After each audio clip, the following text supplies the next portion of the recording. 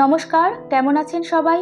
নন্দিনীর সাতকাহনে আমি নন্দিনী আপনাদের সবাইকে স্বাগত জানাই।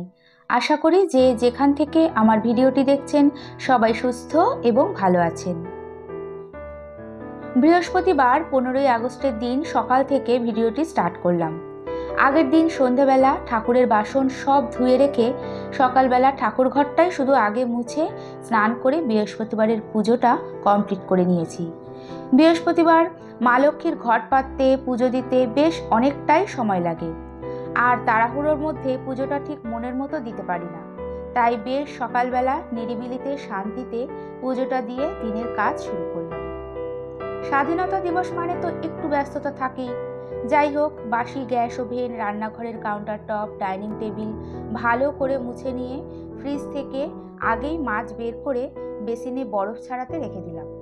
তারপর রাতেই বের করে রাখা দুটো ডিম প্রতিদিনের মতো ব্রেকফাস্টের জন্য সিদ্ধ করতে বসিয়ে দিয়েছি। আর একটু যাতে ইলেকট্রিক বিল বা গ্যাস এগুলো সেফ হয়, তাই চালটাও মেপে নিয়ে বেশ কিছুক্ষণের জন্য ভিজিয়ে রাখছি। আমরা যারা শুধু হাউসওয়াইফ তারা তো হাজবেন্ডদের কোনো দিক দিয়েই আর্থিকভাবে সাহায্য করতে পারি না, তাই সব সময় চেষ্টা করি সাংসারিক বিভিন্ন কাজের মাধ্যমে একটু কষ্ট হলেও যদি একটু সেভ করা যায়। এতে সেভাবে কিছুই হয় না, তাও সব সময় যতটা পারি চেষ্টা করি। আর বহুদিন ধরেই এইভাবে চলতে চলতে সেটা কখন যে অভ্যাসে পরিণত হয়ে যায় বুঝতেও পারি না। ঘরের সব ইনডোর প্ল্যান্টগুলোতে অল্প করে জল দিয়ে এখন এই জলে রাখা মানি প্ল্যান্টগুলো ভালো করে ধুয়ে জল পাল্টে রেখে দেব। সপ্তাহে 2 দিন না হয় একদিন যদি এইভাবে জল পাল্টে রাখা যায়, মানি প্ল্যান্টগুলো বেশ ভালো হয় আর কিছুই লাগে না। আর আমার ব্যালকনিতে টবে যে মানি প্ল্যান্ট গাছটা রয়েছে সেটা কিন্তু বেশ সুন্দর এবং তরতাজা হয়েছে। আর শুনেছি একটু কাঁচা লিকুইড দুধের মধ্যে বেশ কিছুটা জল দিয়ে জলে রাখা মানি প্ল্যান্ট গাছের জলে কিছুটা মিশিয়ে দিলেও নাকি গাছ বেশ ভালো হয়। কেউ যদি এই বিষয়টায় কিছু জেনে থাকেন আমাকে অবশ্যই জানাবেন। মানি প্ল্যান্ট গাছের সাথে রান্নাঘরে রাখা আর্টিফিশিয়াল এই লাল ফুলটাও বেশ ভালো করে একটু ওই সামনে থাকা হ্যান্ড ওয়াশ দিয়ে আলতো করে ডোলে ধুয়ে নিলাম। এই সমস্ত খুব হালকা টুকটাক কাজগুলো না করব বলে আর করা হয়ে ওঠে না।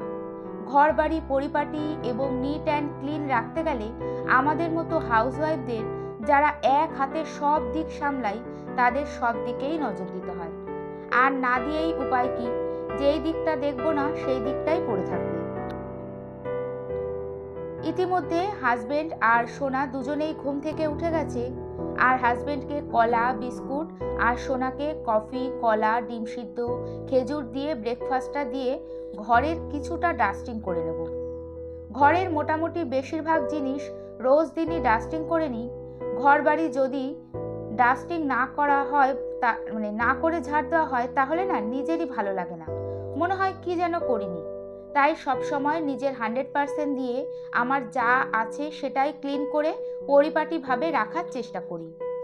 যতই ব্যস্ততা থাকুক না কেন, ভোরবেলা ঘুম থেকে উঠলে আর সামান্য একটু বুদ্ধি দিয়ে কাজ করলে কাজগুলো কিন্তু একটার পর একটা ঠিক কমপ্লিট হয়ে যায়।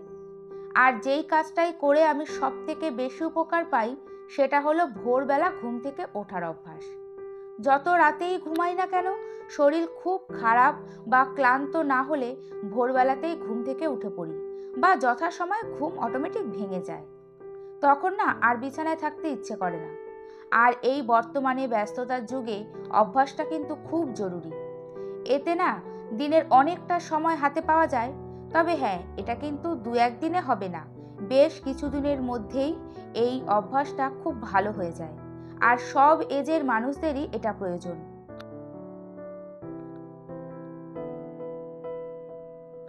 বেশ অনেকটা সময় ঘুম থেকে উঠেছি, আর গতকাল রাতে যেহেতু বেশ অনেকটা রাতেই শুয়েছি, তাই চিয়া সিড বা ডিটক্স ওয়াটার কোনোটাই ভেজানো মানসিকতা ছিল না।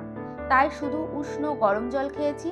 এখন সকালের ব্রেকফাস্টটাই একটু ধীরে ধীরে করে নেব, আর খাওয়া দাওয়াটা একটু সময় নিয়ে শান্তিতে করে নেওয়াই ভালো। আর অনেকেই 10:30 11টার সময় সকালের ব্রেকফাস্টটা কমপ্লিট করে, এতে কিন্তু শরীরের অনেক রকম সমস্যা হয়। আর প্রতিদিন চেষ্টা করি একটু প্রোটিন জাতীয় খাবার খেতে। এটা আমাদের শরীরের এনার্জিটাকে বজায় রাখে, যেটা আমাদের কাজ করতে সাহায্য করে। সকালের খাবারটা একটু তাড়াতাড়ি করে নেওয়ারই চেষ্টা করি। বেশিক্ষণ খালি পেটে থাকলে না গ্যাসের সমস্যা হয়। ঘরের এখন প্রায় অর্ধেকটা কাজ পড়ে আছে, সেটা পরে করে নেব। আজকে আগে এখন রান্নাটা কমপ্লিট করে নেব। রান্নাবান্না কমপ্লিট করে আমরা আবার সবাই মিলে ছাদে যাব। আর হাজবেন্ডকে ভাতটাও দিয়ে দিতে হবে। হাজবেন্ড আবার ভাত খেতেই বেশি পছন্দ করে। সকালে গরম গরম ভাত, ইলিশ মাছ ভাজা আর মাছ ভাজা তেল দিয়েই দেব। সকালবেলা এর থেকে ভালো খাবার আমার মনে হয় না আর কিছু হয়। বেশি কিছু রান্না করিনি, রান্না করেছিলাম আলু বেগুন দিয়ে বেশ ভালো করে ইলিশ মাছের ঝোল আর চিংড়ি মাছ দিয়ে কাঁকরোল আলুর তরকারি। দুটো পদই খেতে কিন্তু খুব ভালো হয়েছিল। আর খুব বেশি পদ কখনোই রান্না করি না। হাজবেন্ড আর মেয়ে খুব অল্প পদ দিয়েই খেতে পছন্দ করে। তাদের পছন্দই আমাদের পছন্দ। সিম্পল কাঁকরোল আলুর তরকারিটা যেটা রান্না দেখালাম না, এই তো এখন হয়ে গেছে। এরপরে সবাই মিলে ছাদে চলে গেছি।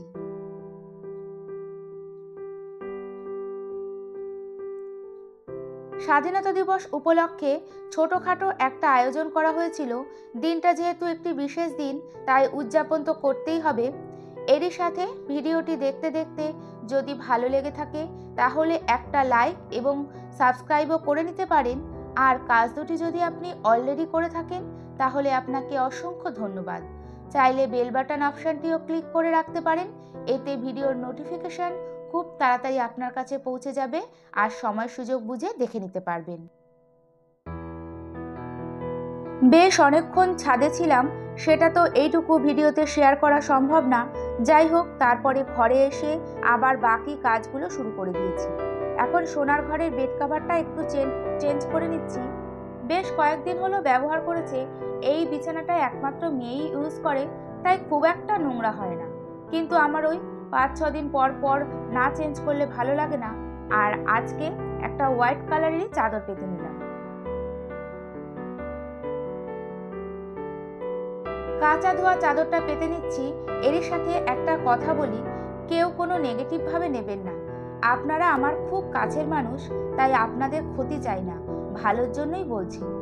যারা আমার চ্যানেলে এসে বলছেন আমাকে একটু সাপোর্ট করো, আমি তোমাকে সাপোর্ট করছি, হয়তো শুধু আমাকেই না অনেককেই বলছেন, এতে না সত্যি আপনাদের চ্যানেলেরই ক্ষতি হচ্ছে। এতে রিচ কমে যায়, সাথে আমারও। এখানে এই রকম বলা মানে নিজের ক্ষতি নিজেই করা। আমি অনেক ইউটিউবের নিয়ম জেনেই কিন্তু কথাগুলো বলছি। কাজের প্রতি ভালোবাসা রেখে রেগুলারিটি মেনটেন করে মন দিয়ে কাজ করে যান, দেখবেন সবাই ভালোবেসে আপনার ভিডিওগুলি দেখবে আর একদিন সাফল্য আপনার কাছে এসে ধরা দেবে।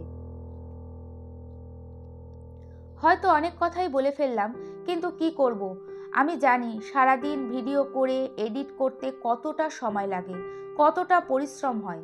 শুধু ভিডিও দেখে কিন্তু এই কঠোর পরিশ্রমটা আন্দাজ করতে পারা যায় না। তারপর যখন দেখি আপনাদের অনেকের সাবস্ক্রাইবার্স বা ভিউয়ার্স অনেক কম, তখন আপনাদের কষ্টের অনুভূতিটা আমি খুব গভীরভাবে ফিল করি। আর আপনারা এই বিষয়টা সার্চ করেও দেখতে পারেন। শুধু একটু ধৈর্য আর নিজের 100% দিতে হবে, এতেই অনেক দূর এগিয়ে যাওয়া যায়।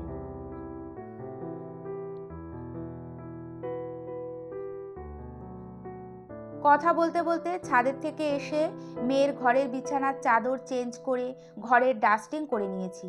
তারপর দোকান থেকে আনা আয়রন করা শার্ট প্যান্টগুলো ভাঁজ করে জায়গা মতো রেখে এখন সব ঘরগুলো ভালো করে ঝাড় দিয়ে নেব।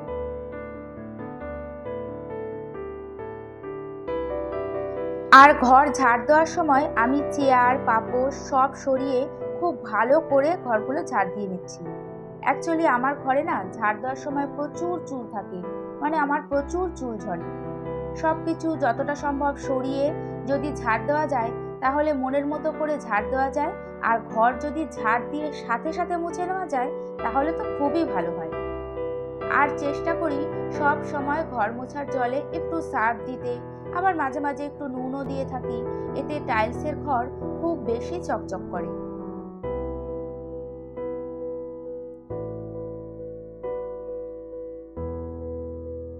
আজকে কাজ করতে করতে একটু বেশিই দেরি হয়ে গেল। সকালবেলা থেকে দুবার বেশ অনেকক্ষণ ধরে ফ্রোজেন শোল্ডারের ব্যথার জন্য ব্যায়াম করেছি। ছাদে স্বাধীনতা দিবস উপলক্ষে পতাকা উত্তোলন অনুষ্ঠানেও গিয়েছিলাম। অনেকটা সময় ওখানে লেগেছে, তাই দেরি হলেও পরিষ্কার পরিচ্ছন্নভাবে ঝটপট করে ঘরের কাজগুলো করে নিচ্ছি। 3টে ঘর, রান্নাঘর, ডাইনিং রুম, ব্যালকনি, করিডোর সব কিছু ভালো করে ঝাড় দিয়ে মুছে নিতে কতটা যে সময় লাগে সে তো আর বলার অপেক্ষা রাখে না।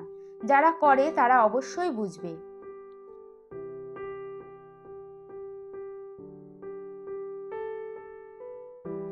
সব কাজ কমপ্লিট করে আবার স্নান টান করে দুপুরে খাওয়া দাওয়া করে একটু রেস্ট নিয়েছি। আর সন্ধেবেলা সন্ধে দিয়ে রেডি হয়ে সবাই মিলে আবার ছাদে গিয়েছিলাম। 15ই আগস্ট উপলক্ষে সবাই মিলে একটু খাওয়া দাওয়ার আয়োজন ছিল। আর মেয়েদের ছুটি ছিল, সবজি কাটা থেকে শুরু করে রান্না সব ছেলেরাই করেছে। সন্ধেবেলার পুরো গরম গরম পকোড়াটা বেশ ভালোই ছিল।